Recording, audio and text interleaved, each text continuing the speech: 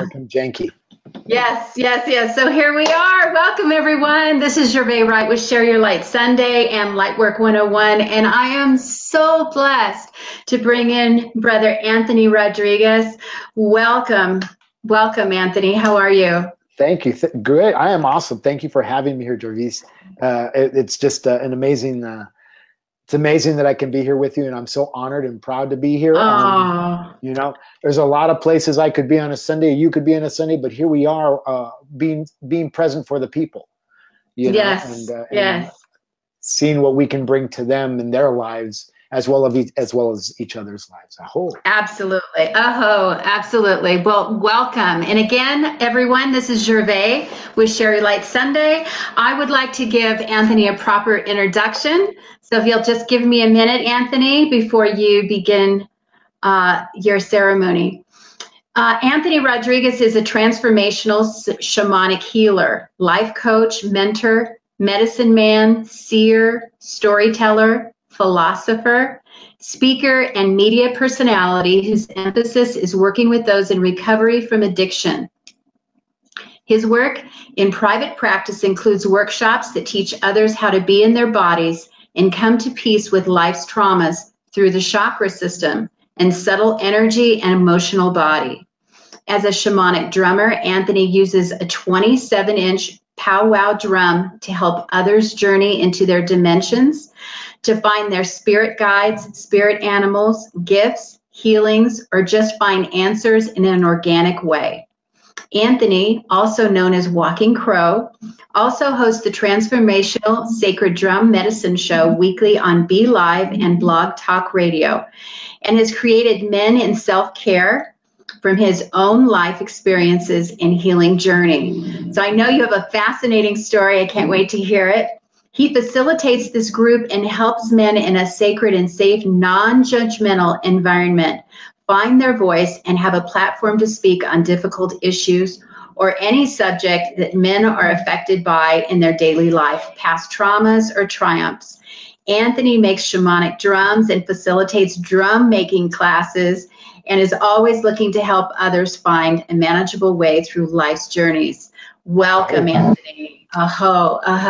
You know, my partner, absolutely. You know, my partner Vic and I also lead a sacred women's tribe on Facebook for women who are recovering from not just drug addiction or alcohol addiction, but just recovering from, as Vic likes to put it, past life traumas.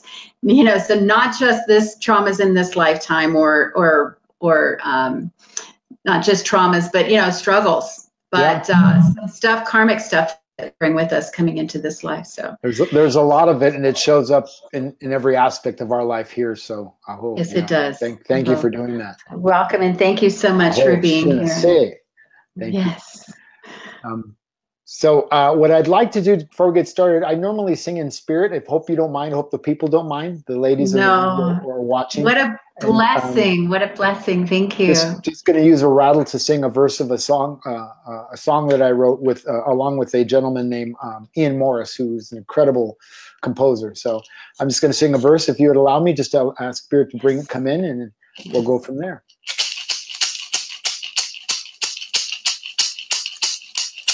Hey, hey, hey, na, na, hey, na, na, hi, oh, hey, hey, hey, na, na, hey, na, na, hi, oh, hey, hey, hey, na, na, hey, na, na, hi, oh, hey, hey, na, na, hey, na, na, hi, oh,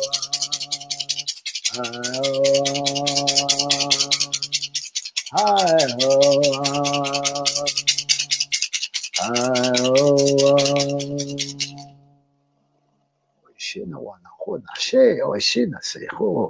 Create a great spirit. Thank you for this place. Great Mother, and the power of the four directions. We thank you. We thank you for all the souls who come and who will listen today, and even those who may not be aware that we are here doing this good work. That your blessings would be upon all of them as we make our way through this hour and the rest of the day. Thank you so much, brother. Whew, thank you. I got a lot of fourth chakra energy coming up right now, and it's really flooding me. So, whew, wonderful, wonderful. Yeah. Bless you, and thank you for being here. Thank you for having me. Thank you for having me. I'm honored. Absolutely, absolutely. So, as a facilitator or interviewer, where I like to usually start when I do my interviews is just from the beginning. I like to go chronologically.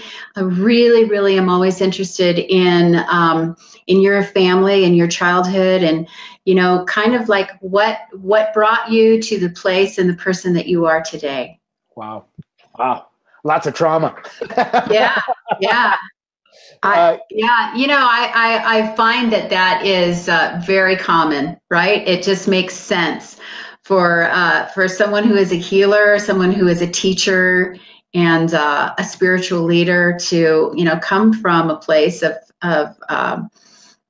trauma or addiction or some kind of major life change and upheaval in your life to be a transformational leader such as yourself.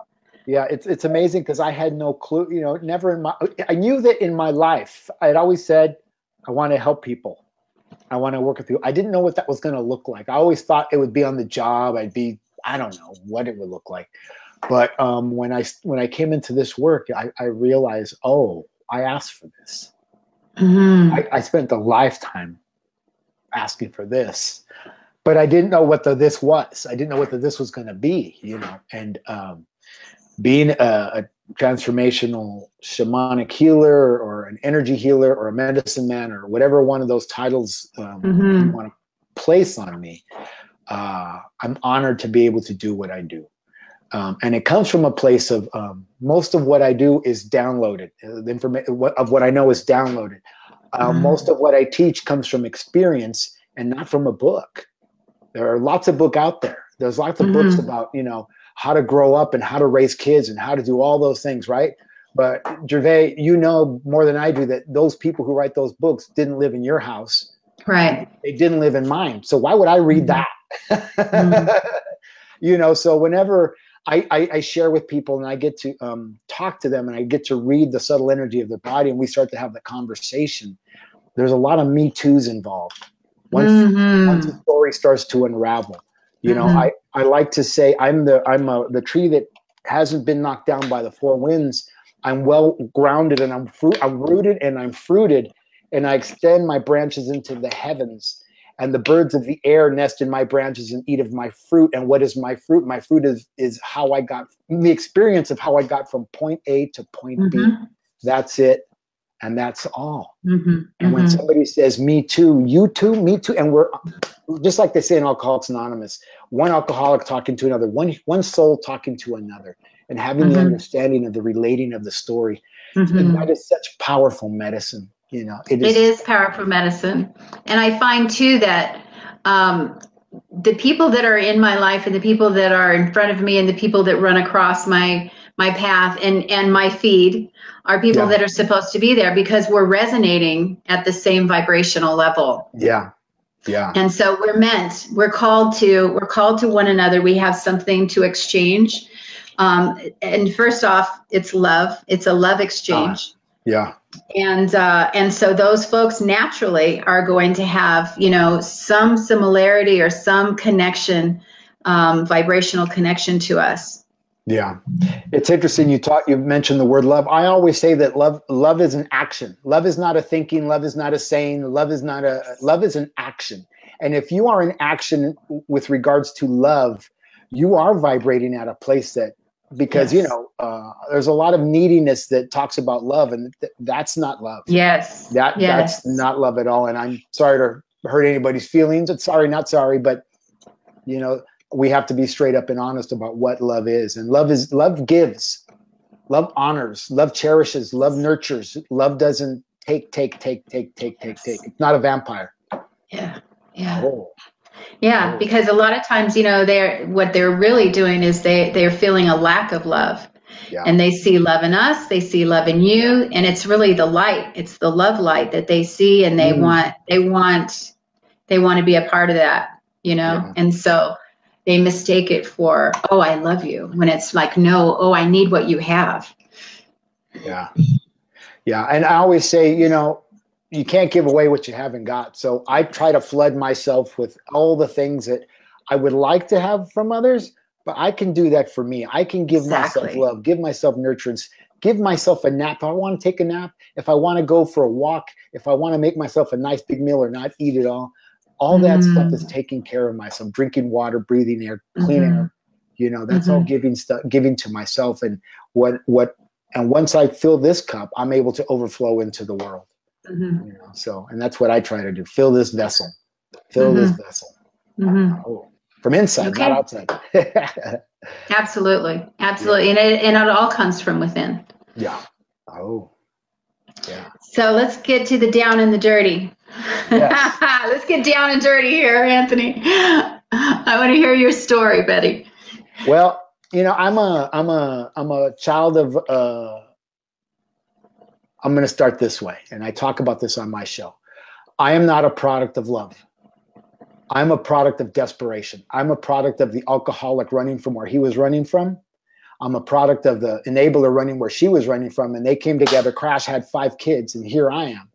And, you know, they came together in desperation. They didn't come together in love, although people call it love. I'm not saying that to be a victim. I'm saying that because I'm aware of my growing up and the energies in my household. I'm aware of the fights and all those things that have happened there. I'm an asthmatic, and I know that my asthma, I know exactly how to pinpoint and when that happened in my life. And it was in the gestation of the womb, when I was in that womb, and that alcoholic was picking fights with the enabler, those late night fights, and where she was feeling unloved, and the stress hormones went up in her body, they went up in my body as a child in the womb, and feeling unloved, that landed on her heart, that landed on my heart, lungs, air. I love, I'm loved. And that's the understanding that I first got from energy healing when I became an energy healer, and I started to understand the subtle energy body. That really took over the way I was going to do things. I understood why and how my father died when he died 27 years ago, come this September 6th. I understood clearly, energetically, why and how he died. He was a man with liver cancer, low or no self-esteem. He had heart disease. He had a broken heart. Air, lungs, love. I love, I'm loved. I don't have the capacity to love. I don't have the capacity to be loved. He had lung cancer. He had heart disease. He had a broken heart. He was an alcoholic, spirits in, spirit out. He put it right into the 5th chakra because he could never speak about the things that he needed to speak about. And he, in essence, killed himself. And it wasn't the cancers that killed him. It was the broken heart that killed him, because his heart failed him. His heart stopped. And when I went, Anthony, I just hear and feel so much compassion in your voice and in your heart when you talk about your parents. Yeah. I mean, it's not shocking to me, but it touches me deeply. It would be easy to be angry and to hold their feet to the fire. That's easy. I did that. For but I don't even hear a tinge of resentment. I mean, all I hear and feel is compassion and love and understanding. I mean, that's love. We listened and we hear and we sit and we feel to understand. Yeah. That's love. Watching my father and having that understanding of how he died. And when I went into the room at 1 o'clock in the morning, he had already passed. His head was cocked back and his mouth was open. And I realized that he never said what he needed to say. And now it was too late. But I didn't have that hindsight till 20 years later, when I was in an energetic classroom learning about the energetic body and healing. So that was quite an interesting thing to come into. And I realized I said to people, I'm not going to die that way. And they would say, well, you can't choose how you're going to die. I said, I can choose how I'm not going to die. Yeah. And that's what I've done. I've chosen not to die the way and live the way of my father, not to live the way of my mother. My mother is still alive. And what's happened with that is I've been able to bridge the heart space of the mommy issue with her and have a relationship with her in a completely different way, because I've been able to do the womb story and sit and talk with her about things that happened as I was a child and got clarity and was able to let go of the resentment and the anger and the hurt and the shame and all those things that I held her feet to the fire for. And they're none of my business. They're completely none of my business. So I get to live in a place of love that I didn't learn as a child, but I learned as the child integrated with the man after a soul retrieval. And I got to step into a place of love that's amazing. Just amazing. And, you know, is it easy? No. Hi, human. Right. Like my sponsor has always told me for 26 years, hi, human.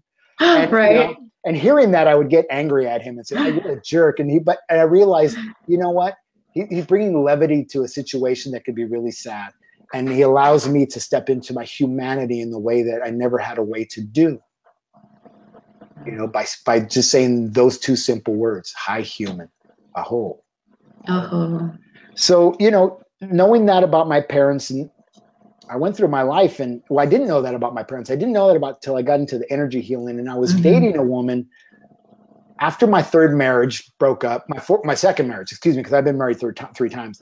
So wait a minute, let's go back just 1 second. So you grew up in this alcoholic household. Yep. How did that affect you in your young life and then into your young adulthood? Well, I didn't have. Did you become an alcoholic yourself? I became an alcoholic. I was arrested finally 20 years. I started drinking at the age of 11. I started smoking pot at the age of 11. I was playing big shot to the younger kids in the neighborhood. You know, I thought that was big shot at least. And one day, 20 years later, at the age of 31, I'm rolling down the 405 in Los Angeles, if anybody knows LA, and the Christmas lights went on behind me. I was on my way home one more time, you know, drunk. And that was the beginning of the end of my drinking and my suffering, you know. And because I believe that the drinking it's something that we use to just suppress the emotion, suppress the hurt, suppress the pain. You know, spirit's in, spirit out. You know, if I'm numb, there is no spirit. So I went before Judge Michael Knight of the Division 101 in the Van Nuys Muni Court, and he sentenced me to 300 and some hours of community service, $350 fine, and I was sentenced to 26 meetings of Alcoholics Anonymous. You got off easy. Oh yeah, well yeah, but that was before, you know, it got hard. That was before. Oh, okay. And what's interesting about the 26 meetings of Alcoholics Anonymous, I'm 26 years sober, and I always say 2 and 6 is 8. That's an infinite number. For me, 26 is the divine feminine number, and there it is again. I was sent to 26 meetings of Alcoholics Anonymous, and my best day ever, I say, is day 27. My best day in AA was day 27, because I no longer had to be there. My duty to the court was done, but I realized that what was happening in my life was bigger than me. So my name's Anthony. I'm a grateful alcoholic, and I've been saying that ever since. And it's almost 26 and a half years ago that happened. And here I am. So it took the first time. I mean, it took. Wow. Oh, and the 26th. It doesn't usually happen, does it? Well, interestingly enough, the 26th of January was Super Bowl Sunday. Oh. The day that everybody drinks. And I was at a meeting that morning, and I went to a party, and I was drunk and loaded that afternoon. But at halftime, they were taking the hat around, and I tossed in $5. I said, do me a favor, bring me a 6-pack of Diet Coke, or bring me a Diet Coke. They said, well, it doesn't cost $5. Just bring me just bring it. And from that point forward, I haven't had a drink, a smoke, a toke, a fix, nothing. And, you know, I feel really proud of that. Absolutely. Because I didn't have to continue in the steps of my father. I didn't have to continue in the steps of a broken lineage. I then became the repair of my lineage. Of my father's people, and I'm grateful for that. I'm grateful to be that shining star, that 5-pointed star, you know, that fell out of the cosmos and say, "Here I am," you know. Yeah. And I shine that bright. I feel like I owe it to Alcoholics Anonymous to stay sober. I owe it to me to stay sober. I owe it to the people who haven't made it to Alcoholics Anonymous yet, or whatever one of the 12 12-step Anonymouses that there is. You know, I honor those who make it there and seek help for those issues in the tissues because they're deep. And it's just not about drinking, like you said. There's people who buy all kinds of things and are hoarders. There's people who stuff with food. I was one of those. I was 238 pounds. I'm barely 150 now. And I tell people, I no longer stuff the hole. I fill my soul. And, and this is what my soul looks like at 150 pounds. And I'm not making fun of people who are obese, not at all. But this is what my insides look like, and they were dying to come out. And here I am 7 years later in this, in the purest form that I think that I can be. I hope. So you got sober. Got sober. And things got hard? Yeah. You know, interestingly enough, there's some people who get sober and they get the girl or they get the guy and they get the house and they get the stuff and life just goes on. That wasn't my story. That isn't my story. And 27 years later, my story is different. My story is different because I love me and I love life and I give the love that I have to others and I let others give their love to me. And it got hard. I've been married 3 times. First one, I tried to, she thought she was going to die. She found me at church and we got together, and she was a girl from Tennessee and she had big boobs and a big butt. And, you know, I was in, and, you know, I'm being real because, you know, I love it. I don't want you to be anything else but real. And I wasn't an honorable man with honorable intentions for women at that time. And I'm willing to, I own that. So we got married. Yeah. Anthony, isn't it true? I mean, you know, just because you stop drinking doesn't mean that all of a sudden your life gets better. I mean, you're just a dry drunk at that point unless you do some self-work, right? I hope. Yeah. So the 94 earthquake happens and she wants to go home to Tennessee. So I'm the good guy. I love my wife. We'll go home we'll go to Tennessee. And I went from black to red in a decision because I was in the black here in LA. I was in a great job starting to work in technology. I was sober. I was happy. Not that I wasn't going to be happy, but so I willingly did that because that's what you do for somebody you love. That's what you do for yourself. And that's what you do when you want to give somebody something that you care about. So we went there. And I was going to meetings and I was doing my life. I became a deputy sheriff in Hamilton County. Can you imagine that? This brown guy in the deep South. And she found somebody else somewhere else. And she accused me to others that I was cheating on her with a woman who worked in a local restaurant. And I know what she was talking about because I was in that restaurant and there was a woman there, but her cousin was also in that restaurant and he was checking that waitress out. And I just went like this. I just did this. I went, go for it. That was my extent of my relationship with that person. So she used that as an excuse and saying that I cheated on her. So blah, blah, blah. So I come back to LA broken, suicidal. I didn't drink. I came back to LA. I know nothing about the medicines or whatever it is that I'm eventually going to move into. I go back to church and I'm severely depressed. And I realize that I know that I can't stay at home and I can't go to work and I can't go to church and I don't want to go to meetings and I can't do any of those things, but I do them anyways. I show up for me anyways. So I did that, eventually meet a woman from Colombia at church, and we go out one night, and you know, I was looking for sex, and she was looking for love because she was broken, and she was going through a divorce, and I ended up saving her, and then we started dating and getting married, all that stuff, and finally one day I said, you know what, I can't be married to you anymore. I had no business saving you, which caused obviously some sort of big ruckus, but after a few years, in less than that, she understood that I was right, that I had no business stepping into that place. So I move on with my life, and I meet a woman who I'm dating from high school online.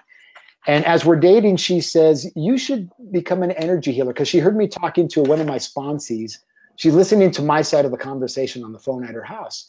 And I get off the phone. She says, you should become an energy healer. And I said, well, what's that? And she says, you know, like Reiki. I'm like, well, what's that?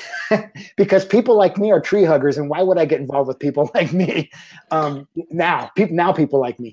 And I did a Google, and I found a place literally down the street from, I lived at a place called the Little Brown Church in Studio City, which is open 24 hours. And it was opened by John Wells, because when he said, when the bars close at 2:00 in the morning, a man doesn't have anywhere to go, or a woman. And that's the place that Ronald Reagan was married, and Mickey Rooney, a lot of famous people, a lot of secret weddings took place. And I was the caretaker there. So I found this place just down the street. I went to go audit the class, or whatever it was, the place. And there was a woman there who was suicidal, the two people who were facilitating the class, and me. And I wasn't suicidal. And I thought the woman who was suicidal left, and what they were telling me didn't turn me on, so I left. That woman that I was dating then gave me a healing session for a 1-year dating anniversary that was with a woman who I didn't know, went to that same school, was a teacher at that same school. And she did an energy healing session on me. And that energy healing,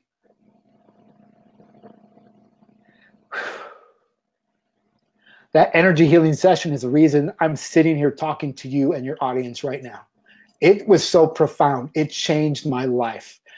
I was on my way home, and I pulled into a parking lot of a grocery store, and I called my girlfriend to tell her that, start to tell her about the experience.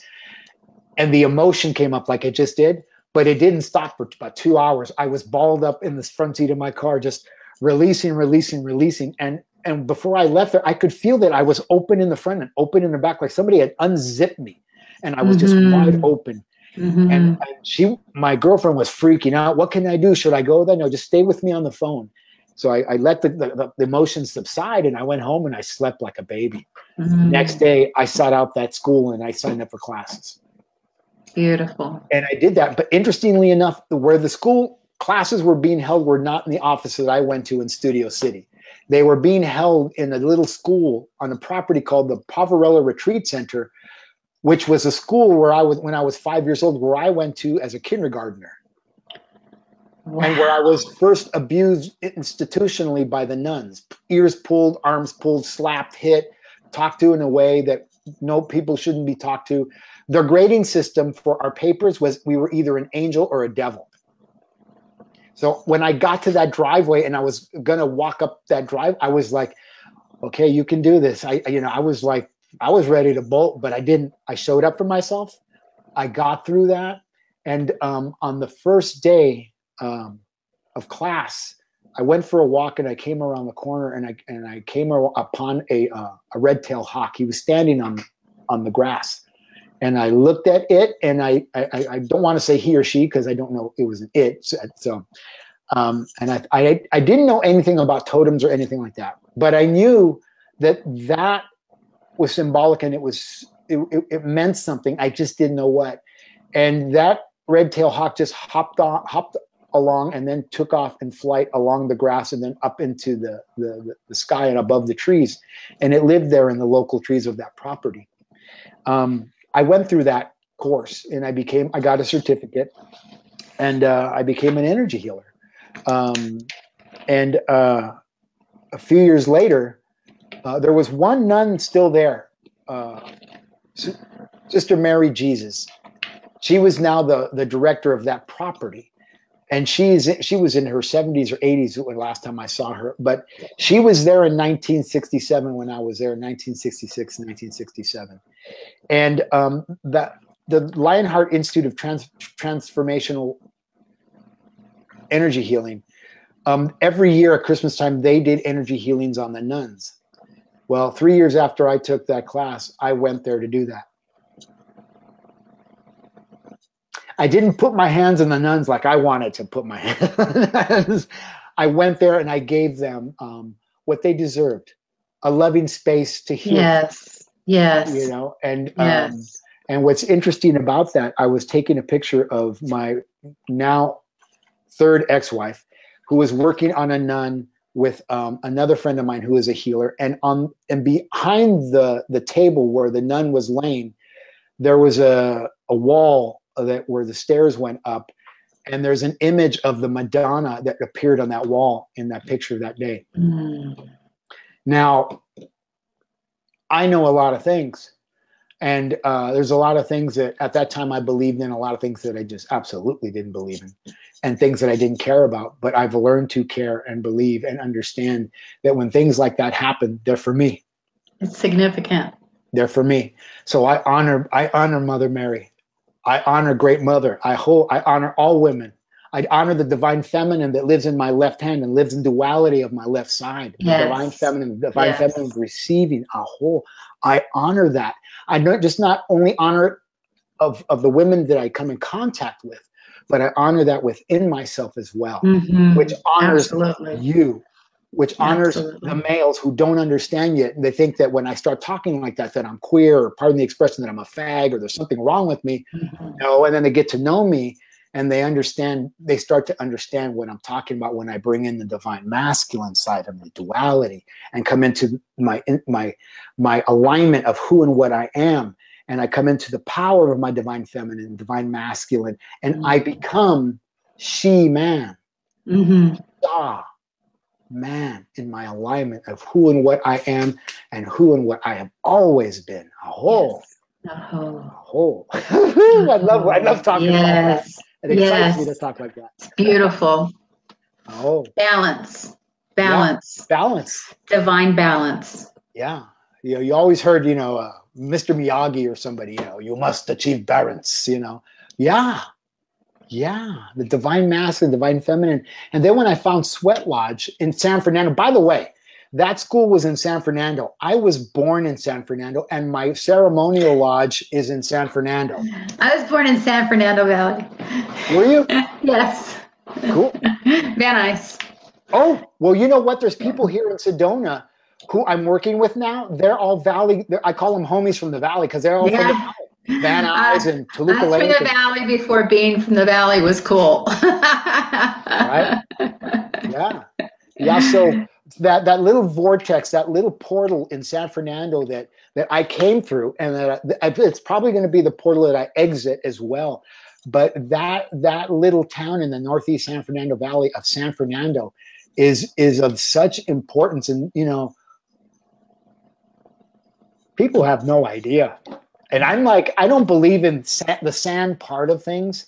San Marino, Saint this, because I'm a native person. I'm a brown person. Why would I believe in the colonialism? Right, exactly. And I have friends who are Pima Indians in Los Angeles, and they call themselves, I think, Pima, the Gabrielino people. I'm like, why would you call yourself that? Because that's Saint Gabriel. Why would you call it? Because I'm insulted by that, but I want to be loving to them and say, you know what, you're a Pima. Be who you are, not what they made you. Absolutely. Because be proud. Yes. Because they took it away from us. I remember being in school. I never spoke Spanish in school. My first language is English, but I even to this day say English is not my language. Spanish is not my language. Portuguese is not my language. I don't know what my language is. And there's something that happens when I speak, and you heard it when I came after I sang, and even the language that I sing. There are some Navajo people, the Chief family here in Sedona. They told me that's called spirit language, because that started about a year ago when I came back from Maui, when I went for a spirit, I don't know what to call it, journey. I'll call it a spirit journey. And when I came back, I was speaking in that way, and I continue to speak in that way. And I'm starting to cipher some of that and know what it understands. Like what I just sang, Great Spirit, I am here, I am ready, I am here, I am here, I am here, I am here. How simple is that? Beautiful. So beautiful. I am present in the moment. I present myself as a present, as a gift. I am here. Oh. Where else should I be? Exactly. I'm here with Gervais. Exactly. Yes. Yeah. So we covered up to your third wife. Third wife. What happened? Three times is the charm. Well, she was a healer. Her father was a sensei from Hawaii, and he was a sensei. He owned he started a federation here in the United States, Los Angeles, Baja, Mexico, different states, different places. And her and I met at that school of energy healing. And I saw her one day, and I was looking at her. She wore these glasses. I kept staring at her, kept taking pictures because I was the audio video guy at the school. And I kept taking pictures. I was trying to see her because I couldn't get a bead on her. And lo and behold, the school, because she signed up for classes, the school gave her an energy healing session with what? So she came to see me, and we had the energy session, and it was after that we would kind of hang out and go for coffee. And it was obvious that there was an attraction, but we really didn't go there at first. We were just friends, and then I asked her if she would work with me at my events. In fact, yesterday somebody found a 4-year-old video of the first workshop that I did that I actually videotaped. It was actually my third workshop, and it was about the fifth chakra, the vibration, voice. And she is in that video, and she gives an opening talk about what we were about to do. And then I saw that yesterday, and so I reposted it, and she's no longer here. I got laid off from my job. I was working in the tech world, and I was an Adobe specialist for a company called Melrose something Mac in Los Angeles. And this is when everything was moving into the cloud. So I was making a lot of money. I had already come into my medicine. I was trying to make my way into just doing that and doing my work at the job. And I had just gotten married on January 24th. And then on March 27th, I was let go from that position because I was no longer needed, because I did my job so well that I worked myself out of a job, because now everything's in the cloud and there's nothing for me to sell. And I didn't want to go back to getting laid off again, or going into a job and waiting for the other shoe to drop, because I've been laid off and laid off and laid off. And you know what? Uncle. Yeah. But she wanted to have a house and a home and all those things. And she said that she supported me as a healer, but honestly, one knows what that feels like. And I felt like she didn't. And I was sending out resumes, but not really, because my heart wasn't in that. My heart was in where I was going. And I started to get a call, the shamanic call. I'm only calling it that because I don't know what else to call it, because there's things I just said yes to and I didn't know how to do. And all of a sudden I know how to do things, and I know things, and I speak of things that I was never taught.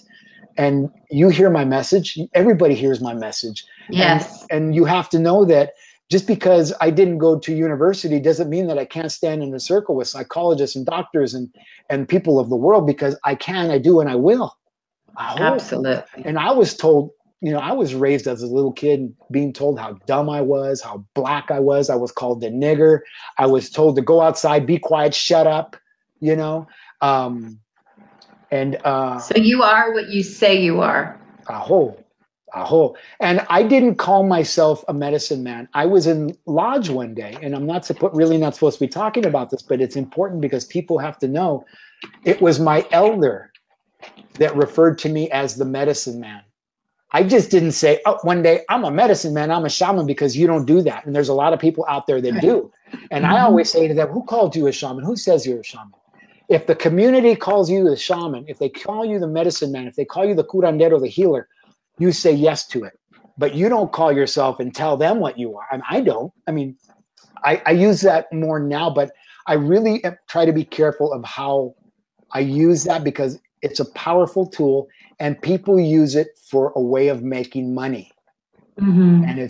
And in fact, I was at a place called the Lamaida Institute in North Hollywood about a year and a half ago, maybe a year ago. I was there for an interview because they wanted me to drum there, Journey. And they asked me, well, where did you get your healing training? And I told them, because it was blocks away. And they said, well, where did you go to school for your shamanic training? I'm like, what? What are you talking about? Shamanic school? I said, that's what you guys invented to make money. I said, there's no school. I said, the guy who lives at the edge of town who's got the cross-eyed and kind of crazy, who everybody goes to see when they need him, only he didn't go to any school. He had elders, he had teachers, and that's what happened with me. I had teachers who took me under their wing, if you will, Walking Crow. They took me under their wing, and they taught me, and they sat with me, and they walked with me, and they talked with me, and we shared, and we laughed, and we got angry, and we cried, and we shared healing sessions, and we did all these things that we did together. And they gave to me unconditionally, and I learned what it is to be a son. I learned what it is to be a brother. Whew. And what it is to be a friend in those moments. To stand in the sacred circle where two of us are gathered or more and say yes. And say yes. That's what the consciousness was talking about, when the Christ consciousness, when he said, where two or more are gathered, there I am. There is spirit, great spirit. It doesn't have a title, it doesn't have a name, it doesn't have a book. It does, but not in my world. And I was raised in Christianity and in Catholicism, and all those things. And I found my way into Protestant Christianity before I came into this walk. And I was the caretaker at the Little Brown Church for almost 10 years. And I tell people my time at that church was grooming me to be the healer, that I was tending the garden, because there was a rose garden on the outside of that church. And when I say that, people always say, oh yeah, you were tending, those flowers are really pretty. I'm like, not that garden. The other garden, the garden of homelessness, the garden of alcoholism, drug addiction, the garden of hopelessness, the garden of not being loved, of those broken souls who would come there and they would find me. And all of a sudden I'm sitting there at 2 o'clock in the morning talking to somebody, and my wife comes out looking for me to see where I am and see if I'm still alive, see if somebody did something to me.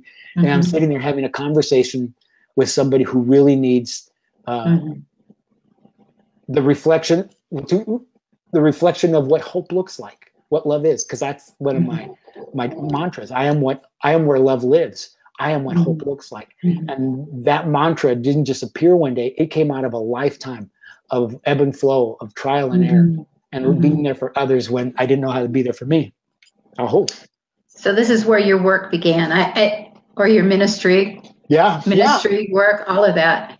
This is where that began. This is where my mini tree began. Ministry, mini tree. Yes. Love it. Love it. Yeah. Oh boy, I never thought about that till right now. Till we just said that. Mini tree. And so you felt drawn to work with these men on the street. Yeah, and it wasn't just the men; it was the women too, because the women would come there. They were broken, and there was Alcoholics Anonymous in the building next to that church. They would go there, and people wanted to sleep in that church, and I really couldn't let them, because I wanted everybody to feel safe. And somebody comes in and sitting in the front pew, and then somebody all of a sudden appears out of a pew, sits up, and freaks them out. They won't come back. I wanted people to come back. So what I tried to do is create a safe place within that building where people could feel comfortable. So if people wanted to stay there, I would say, if you're going to sleep, I need you to sleep sitting up so they're seen. So if a woman comes in there, she sees a guy or another woman sleeping, and they're okay with that, And I got to know the neighbors, and anywhere that I go, I actually try to create community. I want to get to know the neighbors. I want to talk to people, and I am the eyes of my ministry. And people ask me, Anthony, do you have kids? I say, no, they're all my kids. I'm the village. I'm always looking out for the kids and their parents. I'm always looking out, because it's, as a person who walks in my role, walks in my feet, I have a bigger responsibility than most. I really believe that. And is it truly mine? No. Is it truly mine? Yes. If it's truly mine, maybe, but it doesn't matter. Selflessness, it gives hope. Selflessness shows love. Selflessness shows up for itself. And a lot of us don't know how to do that. And that's my message. Show up for yourself. And that gives to others. Do you doing your show? When you do your show, there's 30 comments and 20, I can see 24 people watching right now, but I know that later on today, boom, it's going to blow up, and lots of people are tuning in, and not because of me, not because of you, but just because they can. Spirit says, go for it. Yeah. There they are. Yeah. So Anthony, talk to me about your drum. The drum, this one back here. So this your one back here, medicine, your drum, your the medicine. Transformational Sacred Drum Medicine. When I first started my work, I called myself Anthony Rodriguez Manos de Luz. I called myself Manos de Luz, lights of hands of light, and it was kind of a play on words because the woman who said you should become an energy healer, her name was Luz. And why wouldn't I honor that? Honor her, yes. You know, and that, I don't mean that because I was romantically in love with her. No, I saw the person, I saw the soul. So I honored the soul and the vibration that came from her and said, you should, because she saw me. She saw me. So I started, it was Manos de Luz, and then it became, when I started working with this drum, when I made this drum about 4 years ago, I was drumming for a woman named Sarah Eagle Woman, who is an amazing shaman, and she would do a spirit circle at a place called Golden something Yoga in Hollywood. And a friend of mine, another woman that I was dating down the road, said, oh, Sarah needs a drummer. Would you go drum? And I hadn't drummed in this way before. I said, sure, I'll go. And I took my sheketes. I play percussion. I was in an Afrobeat orchestra. And I took my, you know, all my little noisemakers, and they had this big drum. And I went there and I did that. And the third, and then the next month they did that. I went back. They asked me back, and they went back, and I did that. But the third time I did that, I stepped into the sacred circle. You don't drum. Traditional drummers don't drum inside the sacred circle. They drum outside the sacred circle. But I'm not a traditional drummer. I don't know my native. I didn't know, and I don't know my native peoples. I know them by name only. So I stepped into that circle, and I started drumming from inside the circle. And Benny Ukitas, Benny the Jet Ukitas, he had a dojo in Van Nuys. He is married to Sarah Eagle Woman. And he said, Anthony, I've been praying that somebody would step into the sacred circle with the drum. He said, I would ask our traditional drummers to do it, and they wouldn't do it. And so I did that. And as I was drumming this time, and it's starting to happen in my body right now, I was drumming and drumming. The goosebumps. I ascended. As I was drumming, I had my eyes closed, and I ascended. And I met Creator Great Spirit. And because I had been teaching fifth chakra for a year and a half, all I taught was this: to speak, to let it go, to write it down, go and tell, do fire ceremony, write it down. Well, the mallet to the drum is fifth chakra. The drum is vibration, fifth chakra. And when I was ascended and I was with Great Spirit, I understood that we were one. Yes. The four entities became one. Four entities, four directions, east, north, east, west, whatever, you know, the four directions, the four animals, the four peoples, the four medicines. We had become one. And I came back into the room. Interestingly enough, at the end of that event, Sarah Eagle Woman said, do you know what you brought in? She says, these big spirits came into the room, and they were huge, and you were huge. And I said, yeah, I know. Archangels. And she blew into my chest as I knelt in front of her. And if you've ever had a shaman blow into your body, you know, because that was the second time a shaman had blown into my body. And I knew that something special had happened. So I was using their drum. I asked them where they got their drum because I wanted to go have one made. And they put me in contact with a gentleman up in Porterville named Raymond Garcia, just outside of the Eagle Mountain Reservation in Central Valley. And I went there, and we made this drum, this 27-inch powwow drum, over a period of 2 days. And 2 days, 3 days. And it was the most amazing experience that I've had. And so when I started doing this, I started calling what I do Manos de Luz Transformational Sacred Drum Medicine. Is that where you learned how to do drum making? No, that's how I learned how to make that drum. Okay. Which is interesting. I guess they taught me how to make something like that. Mm-hmm. But when it came to the hand drum, I bought materials and I made a drum. And I made a drum, and I painted the four directions on the edges of it, the colors of the four directions, symbolizing the four directions. I created a cross in the center, which symbolizes walking in the way of beauty, walking in the way of balance, walking in the way of balance. And I painted the face of it orange for the second chakra of connection to others, connection to self. Yes, right? Yes. Emotion, healing, it's fight or flight. It's where we connect to others. And then I painted the crow, the walking crow on there. And that's where that started. And then I started buying more materials. I started making more drums, and people would ask me if I would make a drum for them. And I said yes. And I started doing that. And as I did that, I started making more drums for myself. And this one behind me is a 15 or 16-inch buffalo skin drum that I made last Easter. And so people started asking me to make drums for them, and I started doing that. And I would gift drums, and I would meet people, and I would hear, you need to give them a drum. So I would make a drum for that particular person. In fact, there's a shaman here in Sedona named Amalia Camateros, who is a great interview, by the way. And I was told to give her a drum. We did a hike yesterday, and I gave her a drum about 2 or 3 months ago, an elk skin drum, and she's just in love with that drum. And now I go around, I do transformational sacred drum making journeys.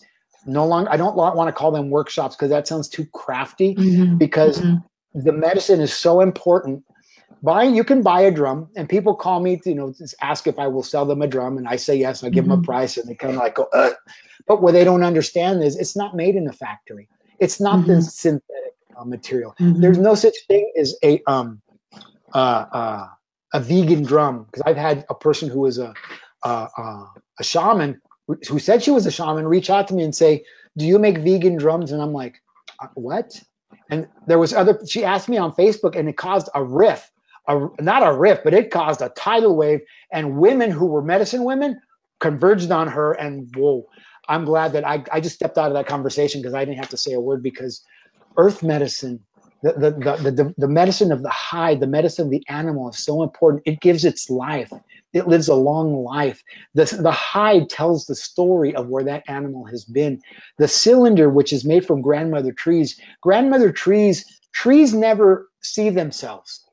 Trees only reach out to the heavens and reach out to the other trees, and they give fruit. They give of themselves. They never give to themselves. So honoring the cylinder of the tree, and the ties and the things that go into the tobacco and the sage and the prayer that goes into that medicine is so important. And if you want to buy a drum by Remo, go ahead.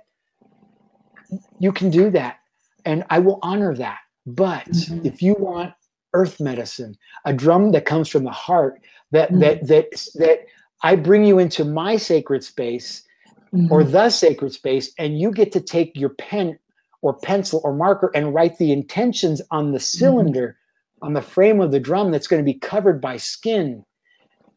That drum becomes truly yours. It's the gift that you give yourself, and you give yourself that medicine, which is, wow, you can't buy that in a store. You can't buy that up the street in Sedona. You can't buy it in New Mexico. You can't buy it anywhere else. You can only get it where you are sitting at the table, where the water is there, where the tobacco is there, where the sage is there, where spirit is here, and you are here in spirit, in your fullness.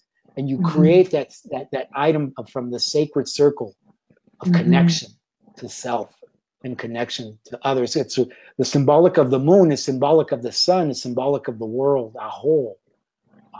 Anthony, can you talk about, I know we only have a little bit more time. I wanted to ask you a couple of things. I wanted to ask you about plant medicine.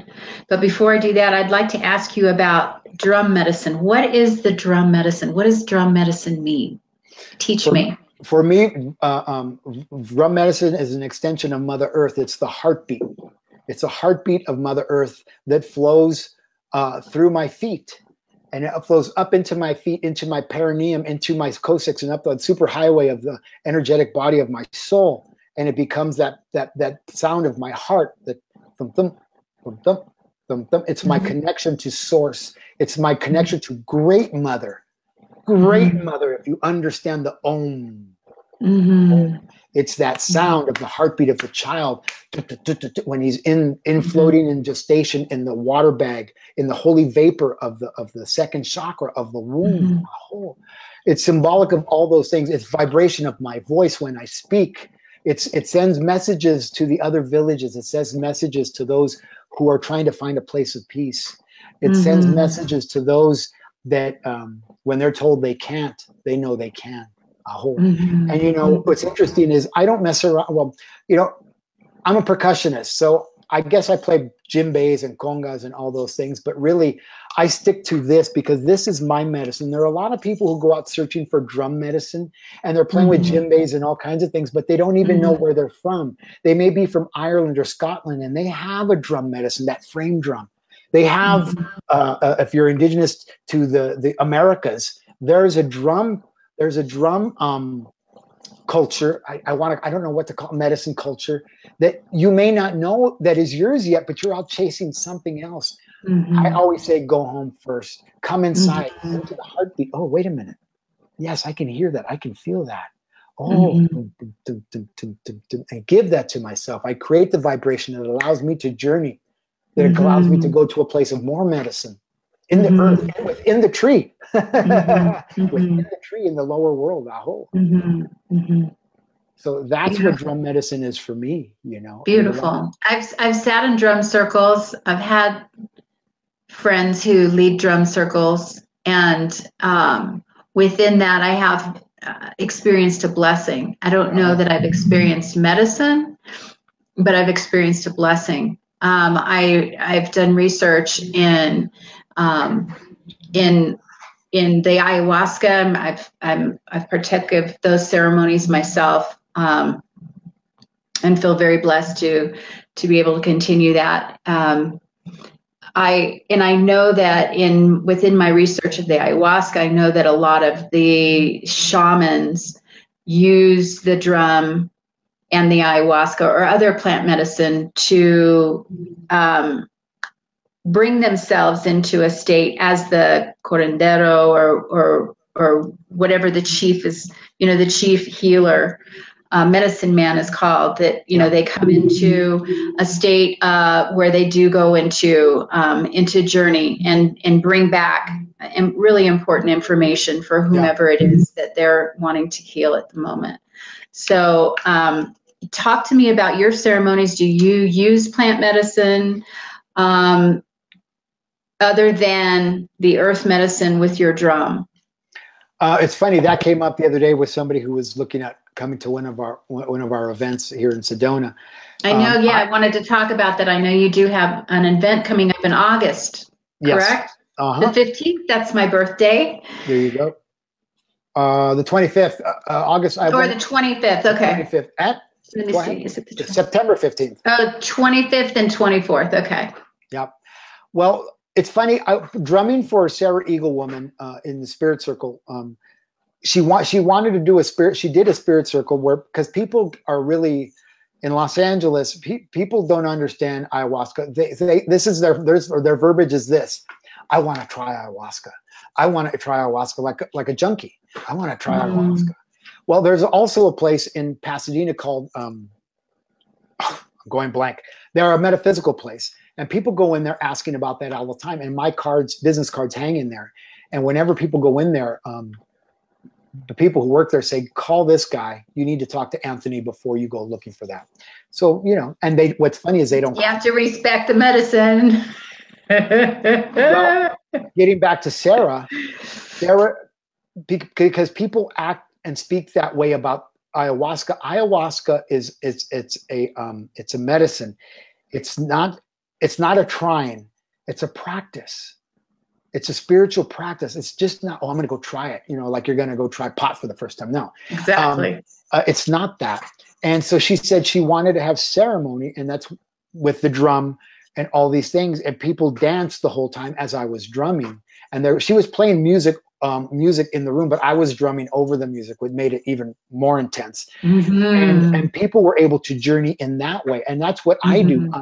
I understood what she wanted to offer, and because I'm sober and I don't, I can take ayahuasca if I want to, or peyote or any of those things, because I know what my intention is. Mm-hmm. Just like the people who ask me if it's okay to drink when I'm around, I'm like, yeah, I don't care if you drink. It's none of my business. But what's your intention for your drinking? Are you just enjoying a glass of wine, or are you need a fix? You know, what is it? But when I drum, I take people into that manic state of drumming. And if you ever heard me drum, it starts off slowly and it starts to move. The drumming moves into a place where it starts to speed up, and it simulates the journey, the flight. It actually simulates my flight as Crow. And I didn't know that till way later. But because I did that event with Sarah Eaglewoman, I decided to step into my drumming for shamanic journey in that way. And I take people on those journeys, and I started doing that in Los Angeles, and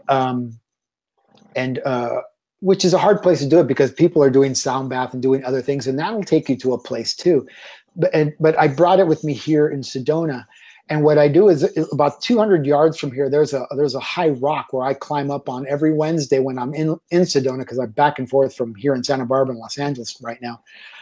I go up there 8 o'clock every Wednesday night, and I go live on Facebook, and I do shamanic drumming where people put the headphones on, so it's as if they're on that rock with me when they put the headphones on, and they go on their own journey without ayahuasca. And the book that what's this guy's name that did the book on peyote, about Don Juan, it was about being able to journey without ayahuasca.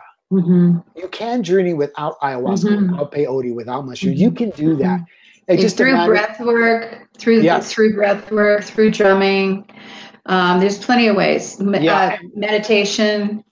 And I bring people, saying that, I bring people into their higher way of self-esteem through breath work, you know, and which is interesting because I came to Sedona and I taught that class, and there was a guy in the class that teaches breath work. He says, I've never had anybody do that with me who taught breath work in that way. I said, I'm not from India. I'm from here.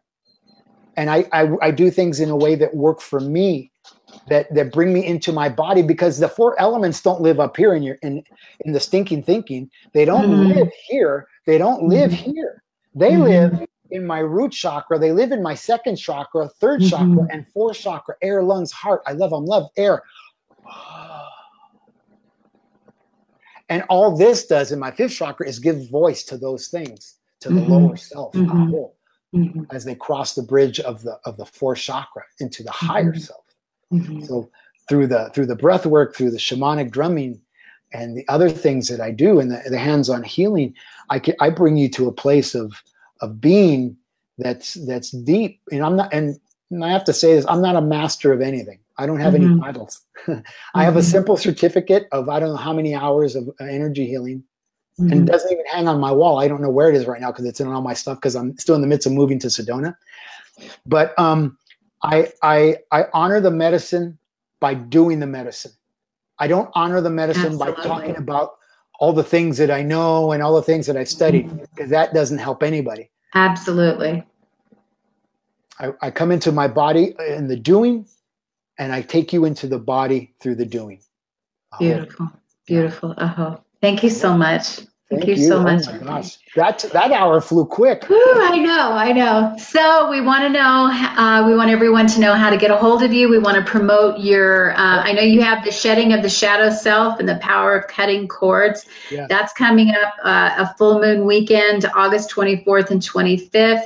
And that is Sedona, correct? Yep, that's actually the 25th. If you come to Sedona, we're making arrangements with the Red Agave, where you can come in on a Friday, you do the event, and you stay overnight if you want to Sunday, and you can leave. That way you have a place to stay. That's $350 for the complete package with a place to stay, but it's $200 for the day if you live in the Sedona area, or Flagstaff, or Phoenix, or Caves Creek, or Rimrock, or any of the surrounding areas, or even if you live in Palm Springs and you want to drive in for the day and out, or even LA, you're welcome to do that.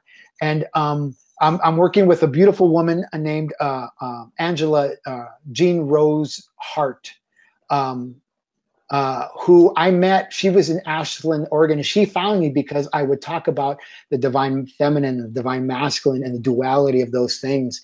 And we were always looking for a way to work with each other. And she's now here in North Phoenix, so it made it easy for us to come together and do this. Beautiful. And it's going to be an amazing day of setting of intentions, letting go of the intentions, of fire ceremony on the earth, of doing the cutting of the cords. I have a tomahawk that I was given, and with feathers we're going to cut the cords. And it's just going to be an amazing, amazing, amazing event on the 25th. You can go to my website at www.sacreddrummedicine.com, or you can find us on Eventbrite, or you can go to the the Facebook page. There's actually an event already on Facebook. I don't know if I did it. Yeah, it's on my website as well. But on the Facebook events, you can find all those events on there. If you want to send me a message, Anthony@sacreddrummedicine.com, or call me at my office, 818-442-1717. Beautiful. Thank you so much. Oh, thank Brother, you. it was such a pleasure. Oh, such a pleasure, my sister. And thank you. Thank you. Congratulations, or congrats to Vic on her time. I know, 3 months. I'm so proud. I know. Thank you. Thank you. Thank you so much. Stay on with me for a minute. I'm going to just thank everyone for joining us today. Thank you so much. Listen, guys, just shine your light. Always, always, always point to the light in all others. Bless you. Thank you for joining us. Bye-bye. Bye.